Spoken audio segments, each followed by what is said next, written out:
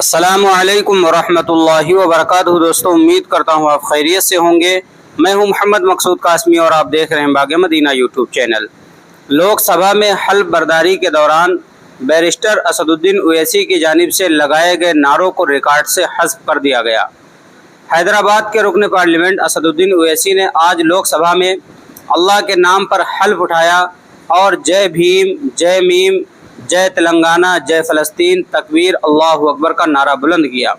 اویسی کی جانب سے فلسطین کی حمایت میں نعرہ لگانے پر بی جے پی ارکان چراغ پا ہو گئے۔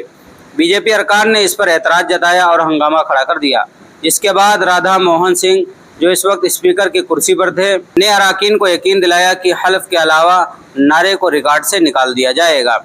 پروٹیم اسپیکر بی ہری مہتاب نے اس بات کی تصدیق کرتے ہوئے کہا کہ حلف کے علاوہ دیے گئے نعروں کو ریکارڈ میں شامل نہیں کیا جائے گا۔ اسد الدین اویسی نے کہا کہ میں نے کوئی بھی غیر قانونی عمل نہیں کیا ہے۔ اویسی نے پارلیمنٹ کے باہر میڈیا سے بات کرتے ہوئے کہا، یہ کیسے غلط ہے؟ مجھے آئین کی دفعات بتائیں۔ آپ کو بھی سننا چاہیے کہ دوسروں نے کیا کہا، مجھے جو کرنا تھا میں نے کیا۔ وہیں مرکزی وزیر جی کشن ریڈی نے کہا کہ اویسی کی جانب سے دیا گیا نعرہ بالکل غلط اور آئین کے خلاف ہے۔ ایک طرف وہ آئین کے نام پر حلف لے رہے ہیں اور دوسری طرف آئین کے خلاف نعرے لگا رہے ہیں۔ اویسی کا اصلی چہرہ سامنے آ گیا ہے۔ وہ آئے روز ملک اور آئین کے خلاف سوالات اٹھاتے رہتے ہیں۔ اویسی کے نعرے پر رد عمل ظاہر کرتے ہوئے پارلیمانی امور کے وزیر کرن رجیجو نے کہا کہ ہم کسی ملک کی حمایت یا مخالفت نہیں کرتے، لیکن ایوان میں کسی ملک کا نام لینا درست نہیں ہے۔ دوستو، یہ تھا اسد الدین اویسی صاحب کا آج کا بیان اور ان کا نعرہ جو انہوں نے حلف لیتے ہوئے کہا تھا، جس کے اوپر کافی بوال شروع ہو گیا ہے۔ سوشل میڈیا کے اوپر طرح طرح کی لوگ باتیں کر رہے ہیں۔ اب ہم بڑھ لیتے ہیں آج کی اپنی دوسری خبر کی طرف۔ ٹی ورلڈ کپ میں افغانستان کرکٹ ٹیم کی شاندار کارکردگی پر پورے افغانستان میں جشن کا ماحول ہے۔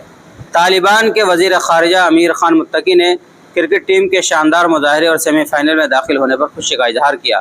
انہوں نے کپتان راشد خان سے ویڈیو کال پر بات کی اور مبارکباد دی۔ طالبان وزیر نے جنوبی افریقہ کے خلاف سیمی فائنل میچ کے لیے افغانستان کرکٹ ٹیم کے ساتھ نیک خواہشات کا اظہار کیا ہے۔ طالبان کے وزیر خارجہ امیر خان متقی نے افغانستان کے لاکھوں کرکٹ شائقین کے جذبات سے بھی راشد خان کو واقف کروایا۔ تو دوستو، یہ تھی آج کی دونوں خبریں۔ اب آپ حضرات کا اس کے متعلق کیا کہنا ہے نیچے کمنٹ کیجئے گا۔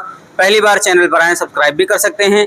چلیے دوستو، پھر ملتے ہیں انشاءاللہ جلدی کسی نئے ویڈیو میں۔ السلام علیکم ورحمۃ اللہ وبرکاتہ۔